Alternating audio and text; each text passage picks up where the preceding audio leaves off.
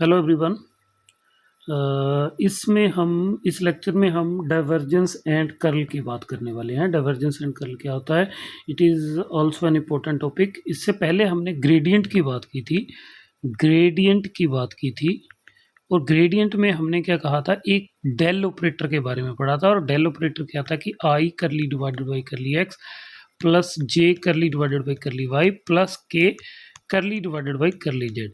इस del operator को हमने स्केलर पॉइंट फंक्शन फाई पे लगा दिया था। उसने स्केलर पॉइंट फंक्शन को एक वेक्टर फंक्शन में कन्वर्ट कर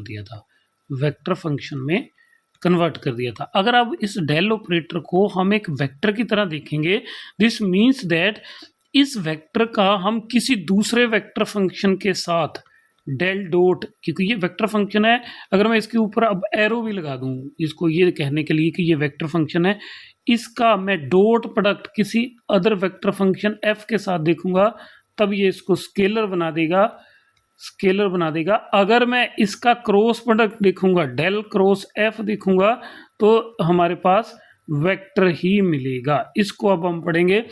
डेल ऑपरेटर का जब हम डॉट प्रोडक्ट लेंगे किसी वेक्टर फंक्शन के साथ, उसको हम डाइवर्जेंस बोलेंगे। और डेल ऑपरेटर का जब हम क्रॉस प्रोडक्ट लेंगे किसी वेक्टर फंक्शन के साथ, उसको हम कर्ल बोलेंगे। लेकिन सबसे पहले हम बात कर लेते हैं कि ये ओरिजिनेट कहाँ से होते हैं, divergence and curl. Divergence and curl originate in the study of fluid flow, in which the divergence relates to the way in which the fluid flow towards or away from a point, and the curl relates to the rotational property of the fluid flow। यहाँ दो चीज़ें हैं। अगर कोई fluid flow करेगा, मान लो जैसे नदी का पानी ही बह रहा है, तो आप देखते हो कि कई बार वो कोनों की तरफ जा रहा होता है, राइट। कई बार वो साइडों से दूसरी तरफ जा रहा होता है, नदी के बहाव की तरफ जा रहा होता है, और कई बार पानी रोटेट कर रहा होता है। तो ये तीनों प्रॉपर्टी हम यहाँ डाइवर्जेंस एंड कर्ल से पढ़ेंगे। सबसे पहले हम बात करते हैं कि डाइवर्जेंस एंड कर्ल देखनी किसकी है, वेक्टर फंक्शन की। लेकिन उससे भी ज़्यादा हम एक और बात करेंगे, एक कंसेप्ट की, दैट इज वेक्टर फील्ड। कि वेक्टर फील्ड क्या होती है। A vector field is a function F के ऊपर मैंने ये एरो लगा दिया, विच मीन्स दैट ये वेक्टर फंक्शन होगा। A vector field is a vector function F that assigns a vector to each point in its domain. अब domain depend करेगी, वेक्टर फंक्शन 2 डायमेंशन पे डिफाइन है या 3 डायमेंशनल वेक्टर फंक्शन है, उस पर डिपेंड करेगी। इन its domain A vector function with domain D, अगर उसकी डोमेन डी इन r⁻³ होगी, तब हम वेक्टर फंक्शन को कैसे लिखेंगे, देन दिस वेक्टर फंक्शन को हम इस तरीके से, not vector function, vector field को हम इस वेक्टर फंक्शन की फॉर्म में लिखेंगे, f1i plus f2j plus f3k। यहाँ पे जो f1, f2, f3 जो होंगे वो स्केलर पॉइंट फंक्शन होंगे। ये हमें ऑलरेडी पता है कि हम वेक्टर फंक्शन को इस तरीके से लिखते हैं, राइट।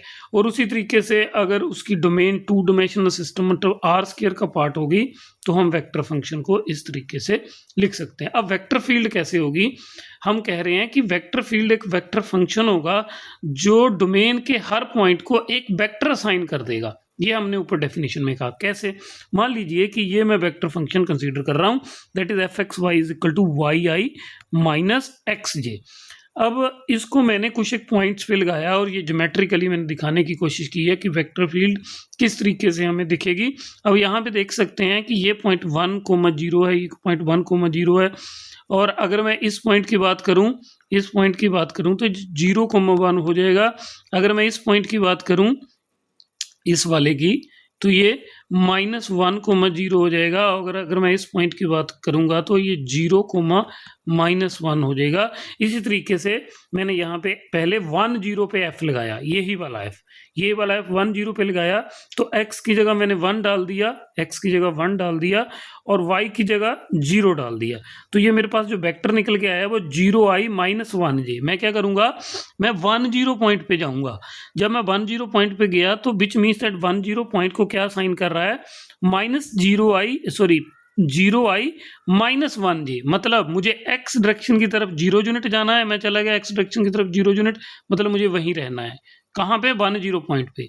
10 पॉइंट को अब ओरिजिन लेके मैंने एक्स डायरेक्शन की तरफ मैंने 0 यूनिट जाना मतलब वही रहेगा, और जे डायरेक्शन की तरफ वाई डायरेक्शन की तरफ मुझे -1 यूनिट जाना मतलब मुझे नीचे की तरफ जाना है। तो मेरे पास पॉइंट निकल के कौन सा आया ये, जब मैं इनको मिलाऊंगा तो मेरे पास 1 0 इसका इनिशियल पॉइंट बनेगा और टर्मिनल पॉइंट कौन सा बनेगा, ये वाला पॉइंट। और इस डायरेक्शन में ये जो वेक्टर बनेगा, इस वेक्टर को मैं कह रहा हूं 0i-1j, राइट। उसी तरीके से अगर मैं 0 1 पे जाता हूं, ये पॉइंट 0 1 है, जो 0 1 को ये वेक्टर साइन करेगा वो क्या करेगा 1i-0j, मतलब मैंने x डायरेक्शन की तरफ 0,1 पॉइंट से 0,1 पॉइंट पे अप्लाई किया ना, 0,1 पॉइंट से मुझे x डायरेक्शन की तरफ 1 यूनिट जाना है, y डायरेक्शन की तरफ 0 यूनिट जा रहा हूं, तो सिर्फ x डायरेक्शन की तरफ जा रहा हूं, ये मेरे पास टर्मिनल पॉइंट आया। इन दोनों को मिला के ये मेरे पास जो वेक्टर बना, ये वाला वेक्टर आ गया 1i-0j।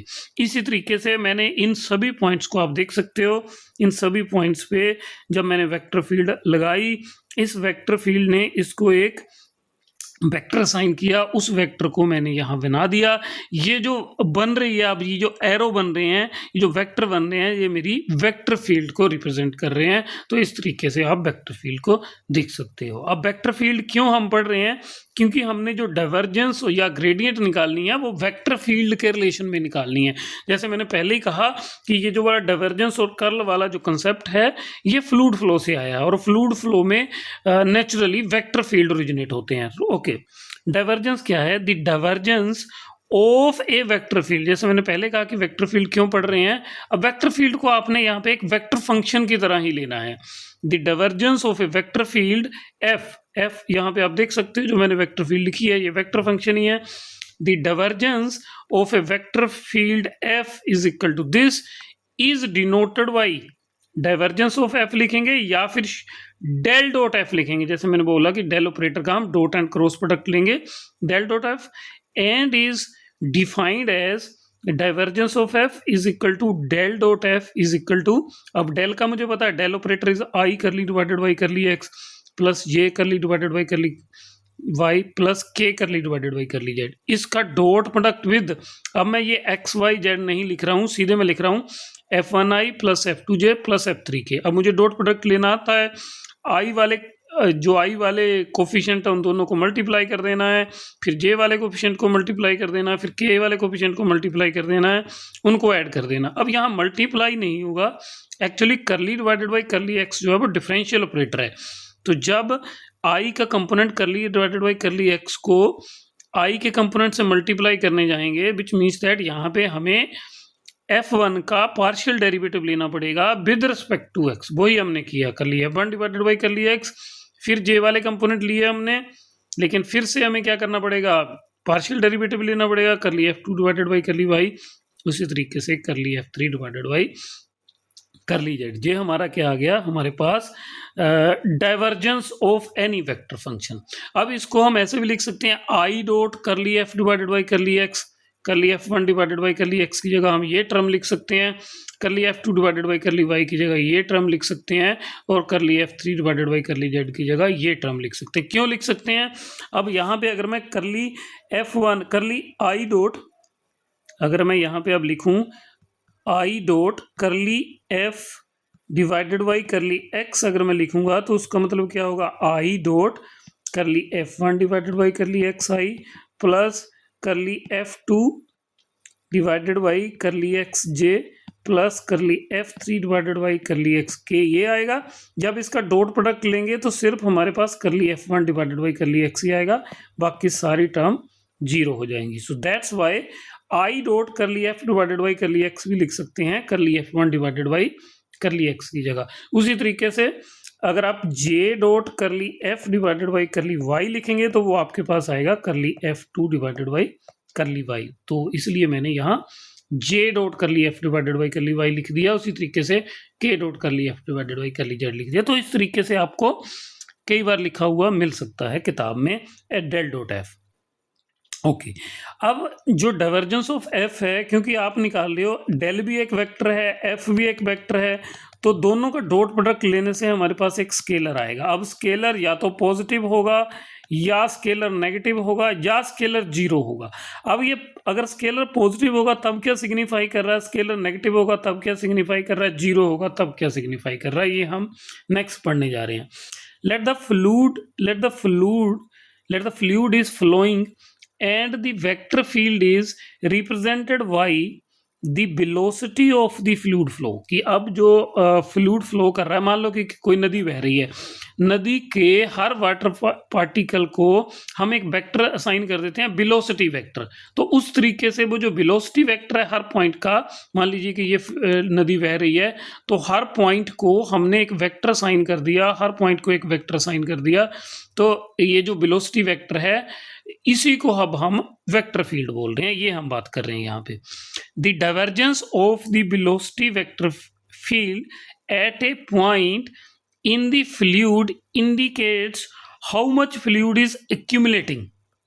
the divergence क्या बता रहा है, divergence of the velocity field at a point in the fluid indicates how much fluid is accumulating or diverging away from the point। ये हम क्या कह रहे हैं कि मान लीजिए कि हमने एक पाइप जमीन में से निकाल दिया ऐसे और उसमें से फ्लूइड बहाना शुरू कर दिया। जब वो फ्लूइड बहाएंगे तो वो कहाँ जाएगा, पॉइंट से दूर जाएगा। और एक और हम ऐसी ही सिचुएशन ले लेते हैं कि मान लीजिए कि हमारे पास एक बड़ा टब है, टब में पानी भरा हुआ है, और एक नीचे हमने पाइप लगा के उस फ्लूइड को निकालना शुरू कर देते हैं। वो फ्लूइड क्या जाएगा, या तो पॉइंट से दूर जाएगा, अगर निकाल रहे हैं निकाल रहे हैं पॉइंट से दूर जा रहा है, और ऊपर से देखेंगे तो ये क्या जाएगा, पॉइंट की तरफ जाएगा, क्योंकि ये बाहर निकलेगा ना फ्लूइड, तो ये इस पॉइंट की तरफ जाएगा। तो हमारे पास दो तरह की डाइवर्जेंस हो रही है, एक टुवार्ड्स द पॉइंट और एक अवे फ्रॉम द पॉइंट। और जब जो है वो फ्लूइड पॉइंट से दूर जा रहा होता है तो अब हम कहते हैं कि डाइवर्जेंस जो है वो पॉजिटिव है, डेल डॉट एफ उस केस में हम कहते हैं कि पॉजिटिव है। और जब वो पॉइंट की तरफ जा रहा होता है तब हम कहते हैं कि डाइवर्जेंस उस केस में नेगेटिव है। यही हमने लिखा है, if del dot F is greater than zero indicates that there is a net outward flow. Right, outward flow means ये जो जैसे मैंने बोला टब में से अगर पानी बाहर जा रहा है, जैसे ही वो बाहर जाएगा वो जमीन पे एकदम फैल जाएगा, मतलब उस पॉइंट से दूर जा रहा है, तो डेल डॉट एफ उस केस में पॉजिटिव आएगा। और फिर हम नेक्स्ट कह रहे हैं कि del dot F less than zero indicates a net inward flow, which means that जैसे ये मैंने बोला कि हम अगर यहाँ से नीचे से एक ढक्कन खोल देते हैं तो हमारा लिक्विड जो है, जो पानी जो है वो इस पॉइंट की तरफ भागेगा बाहर निकलने के लिए। तो ये क्या है, नेट इनवर्ड फ्लो है, तो हम इसको बोलेंगे कि यहाँ पे नेगेटिव डाइवर्जेंस है। अगर इन दोनों में से कुछ भी ना हो, मतलब if del dot F is equal to zero, it means that there is no inward और आउटवर्ड फ्लो, की ऐसा कुछ नहीं है, ना इनवर्ड फ्लो है ना आउटवर्ड फ्लो है, अगर डाइवर्जेंस हमारी जीरो है। अब ये से मैंने यहाँ पे एफ लिया है, F is equal to this, तो डाइवर्जेंस ऑफ एफ निकालने का मतलब है कि डेल डॉट एफ निकालेंगे। डेल डॉट एफ निकालने का मतलब आपको पता है कि करली डिवाइडेड बाई करली एक्स किसका करना है आपको, आई के कंपोनेंट का, करली डिवाइडेड बाई करली वाई किसका लेना है, जे के कंपोनेंट का, करली डिवाइडेड बाई करली जेड किस पे अप्लाई करना है, के कंपोनेंट पे। जब इसको अप्लाई करेंगे, इसके ऊपर इसका partial derivative with respect to x लेंगे तो 3x² वाई जेड आ जाएगा। यहाँ पे वाई नहीं है इसमें तो ये सिंपली जीरो आ जाएगा, यहाँ पे जेड नहीं है ये भी सिंपली जीरो आ जाएगा। तो 3x² y² जेड ये आपका क्या आ जाएगा, डाइवर्जेंस ऑफ एफ। राइट, तो ये अब जब एक्स वाई जेड पे लगाएंगे उस पर डिपेंड करेगा कि किस एक्स वाई जेड पे डाइवर्जेंस पॉजिटिव है, किस पे नेगेटिव है। कि अगर हम 1 1 1 पे लगाएं तो ये डाइवर्जेंस पॉजिटिव आएगा, अगर 1 1 -1 पे लगाएंगे तो ये डाइवर्जेंस आपका नेगेटिव आएगा। राइट, तो इस तरीके से आप डिसाइड कर सकते हो कि इनवर्ड फ्लो होगा या आउटवर्ड फ्लो होगा इसके साइन से। Right, next is solenoidal vector field. If del dot F is equal to zero, अगर किसी वेक्टर फील्ड के लिए किसी एक पॉइंट पे डेल डॉट एफ अगर जीरो आ रहा है, देन हम कहते हैं कि अगर उस किसी एक सेट में जितने भी उसमें एक्स वाई जेड है उनके लिए डेल डॉट एफ अगर जीरो आ रहा है, तब हम कहते हैं then F is called the solenoidal vector field. For example अगर मैं एफ को लूं, F is equal to this, then अगर मैं डेल डॉट एफ निकालता हूं तो इस केस में डेल डॉट एफ आपका 0 आएगा। अब ये 0 स्केलर रहेगा क्योंकि डेल डॉट एफ का आपका डेल जो है, जब डेल का आप डॉट प्रोडक्ट ले रहे हो तो वो स्केलर साइन करेगा। तो इस तरीके से अगर किसी वेक्टर फंक्शन का की डाइवर्जेंस अगर 0 है तो दिस मीन्स दैट उसको हम बोलेंगे सोलेनोइडल वेक्टर फील्ड। नेक्स्ट चलते हैं। Next important is curl of a vector field. Curl of vector field का मतलब है the curl of a vector field F is denoted by curl F और del cross F. पहले हमने dot product लिया del का किससे, वेक्टर फील्ड के साथ। अब हम डेल का क्रॉस प्रोडक्ट ले रहे हैं वेक्टर फील्ड के साथ। And is defined by, defined कैसे करेंगे, हमें ये आता है करना। डेल क्रॉस एफ, दो वेक्टर का क्रॉस प्रोडक्ट लेना मतलब हम क्या लिखते हैं, आई जे के लिखते हैं, पहले वेक्टर के कंपोनेंट फिर दूसरे वेक्टर के कंपोनेंट, इसका डिटर्मिनेंट निकाल लेते हैं। डिटर्मिनेंट निकालेंगे, पहले आई का कंपोनेंट निकालेंगे, आई का कंपोनेंट इनको छोड़ देंगे, इसका डिटर्मिनेंट लेंगे। डिटर्मिनेंट क्या आएगा, curly F3 divided by curly y minus curly F2 divided by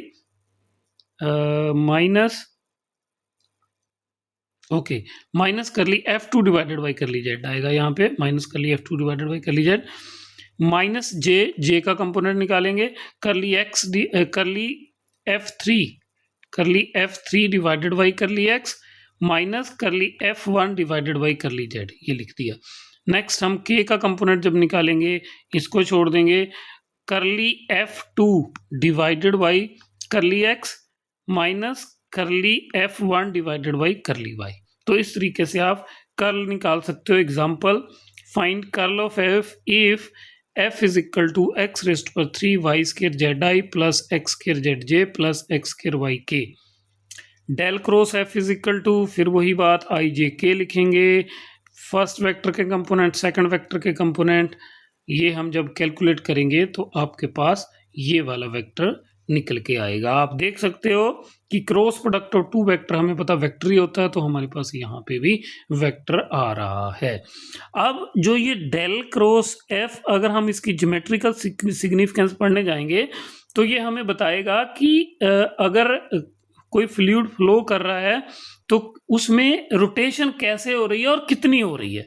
for example, मान लीजिए कोई नदी बह रही है, कोई नदी बह रही है, उसमें आप एक बड़ा सा पत्ता फेंक देते हैं, राइट, और वो पत्ता क्या करेगा, वो पत्ता पानी के बहाव के साथ बहता जाएगा, जिस तरफ पानी बह रहा है उस तरफ बहता जाएगा। अगर पानी में रोटेशनल प्रॉपर्टी भी है तो वो पत्ता घूमना शुरू करेगा, या तो वो एंटी क्लॉकवाइज पत्ता घूमेगा जिस पॉइंट पे एंटी क्लॉकवाइज रोटेशन होगी, या फिर वो पत्ता क्लॉकवाइज रोटेशन में घूमेगा, राइट। तो वो पत्ता कितना रोटेट हो रहा है और किस डायरेक्शन में रोटेट हो रहा है वो हमें कर्ल एफ बताता है, राइट। अगर कर्ल एफ 0 आ रहा है किसी वेक्टर के केस में, उसको बोलते हैं इरोटेशनल वेक्टर फील्ड, कि उसमें कोई रोटेशन नहीं है। कि अगर मान लीजिए कि नदी में पत्ता फेंका, वो पानी के बहाव के साथ चल तो रहा है लेकिन उसमें रोटेशन कोई नहीं है, विच मीन्स दैट उस पॉइंट पे वो इरोटेशनल है। लेकिन आगे जाके किसी पॉइंट पे वो रोटेट करना शुरू कर देता है, दिस मीन्स दैट वहां पे कोई रोटेशन है, वहां पे रोटेशन होगी तो कर्ल ऑफ एफ जो है वो नॉन जीरो होगा, नॉन जीरो होगा। अगर कर्ल ऑफ एफ आपका पॉजिटिव आता है, दिस मीन्स दैट रोटेशन जो है, उस केस में रोटेशन जो है वो एंटी क्लॉकवाइज होगी, एंटी क्लॉकवाइज होगी।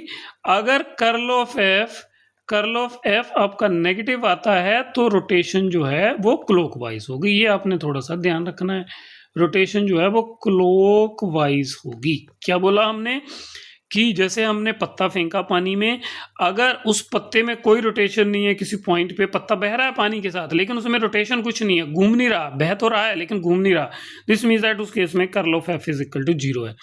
अगर उसकी रोटेशन, अगर वो एंटी क्लॉकवाइज रोटेट कर रहा है, एंटी क्लॉकवाइज रोटेट कर रहा है तो रोटेशन पॉजिटिव होगी, उस केस में डेल क्रॉस एफ आपका पॉजिटिव होगा। और अगर वो एंटी क्लॉकवाइज, सॉरी, अगर वो क्लॉकवाइज डायरेक्शन में घूम रहा है तो उस केस में डेल क्रॉस आपका एफ आपका नेगेटिव होगा। तो इस तरीके से आप देख सकते हो इरोटेशनल वेक्टर का मतलब है कि कोई रोटेशन नहीं। तो उस फंक्शन के लिए जैसे मैंने यहाँ ये एफ लिखा है, इसका आप डेल क्रॉस एफ निकालोगे तो जो 0 आएगा, दिस मीन्स दैट ये जो वेक्टर फंक्शन है या वेक्टर फील्ड है ये इरोटेशनल है, कोई रोटेशन नहीं है। आगे कुछ एक प्रॉपर्टी है डाइवर्जेंस एंड कर्ल की। मान लीजिए कि if phi is a scalar point function, अगर फाई आपका स्केलर पॉइंट फंक्शन है, देन जो ये आपका डेल एफ आएगा दिस बिकम वेक्टर फंक्शन। ये हमें पता है कि जो ग्रेडियंट है वो स्केलर फंक्शन को वेक्टर फंक्शन बना देता है। दिस विच मीन्स दैट ये वेक्टर फंक्शन है, विच मीन्स दैट ये वेक्टर फील्ड होगी, वेक्टर फील्ड जनरेट करेगी। अगर ये वेक्टर फील्ड जनरेट करेगी विच मीन्स दैट इस पे मैं इसकी मैं डाइवर्जेंस भी ले सकता हूं और ग्रेडियंट भी ले और कर्ल भी ले सकता हूं। और जब हम किसी ग्रेडियंट का कर्ल लेते हैं तो वो 0 के बराबर आता है। This means that gradient of any scalar point function is irrotational vector field. Gradient of phi is irrotational vector function या इरोटेशनल वेक्टर फील्ड। उसी तरीके से जब हम डेल क्रॉस एफ ले रहे हैं तो डेल क्रॉस एफ भी क्या आएगा, हमारे पास एक वेक्टर आता है और वेक्टर की जब हम इस वेक्टर की डाइवर्जेंस लेते हैं del dot del cross F लेते हैं तो ये आपका 0 आएगा। इस केस में 0 क्या होगा, स्केलर।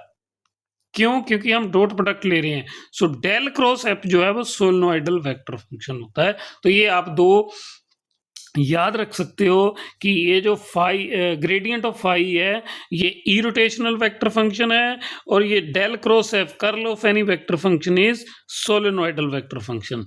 तो अभी के लिए बस इतना ही। Thank you.